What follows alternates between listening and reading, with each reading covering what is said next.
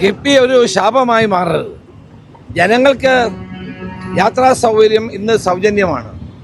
കേരളത്തിൽ പാലങ്ങളിലോ റോഡുകളിലോ ഒന്നും ഇപ്പോൾ നിലവിൽ ടോൾ ഇല്ല എന്നുള്ളതാണ് സത്യം. അപ്പോൾ അത് വീണ്ടും അടിച്ചേൽപ്പിക്കാൻ ശ്രമിക്കുന്നത് ശരിയല്ല.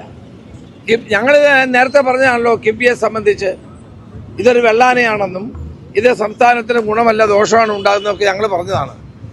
അന്ന് ഞങ്ങളെ പരിഹസിച്ച ആളുകൾ ഇപ്പം അതിന് മറുപടി പറയണം. അന്ന് ഞങ്ങൾ റവന്യൂ ജനറേഷനെ പറ്റി പറഞ്ഞതാണ്.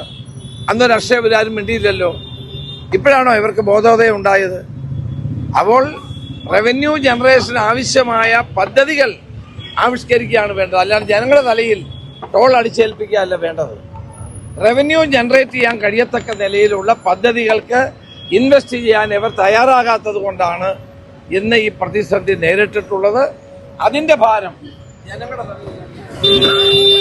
റവന്യൂ ജനറേഷൻ ചെയ്യാൻ കഴിയുന്ന പദ്ധതികൾ അടിയന്തരമായി നടപ്പാക്കുകയാണ് ഗവൺമെന്റ് വേണം.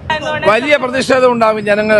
കാരണം ഇത് ആദ്യം മുതൽ ഞങ്ങൾ അന്ന് പറഞ്ഞതാണ്, നിങ്ങൾ റവന്യൂ ജനറേഷന് വേണ്ടിയിട്ടുള്ള പദ്ധതികൾ ആരംഭിച്ചില്ലെങ്കിൽ ഈ നിങ്ങൾക്ക് നിയമസഭാ സ്പീച്ചുകൾ എടുത്ത് നോക്കിയാൽ അറിയാം, ഞങ്ങളുടെ സ്റ്റേറ്റ്മെന്റുകൾ എടുത്താൽ അറിയാം, റവന്യൂ ജനറേഷന് വേണ്ടി പദ്ധതികൾ ആവിഷ്കരിച്ചില്ലെങ്കിൽ ഈ പദ്ധതി നിർത്തേണ്ടി വരുമെന്ന് ഞങ്ങൾ പറഞ്ഞതാണ്.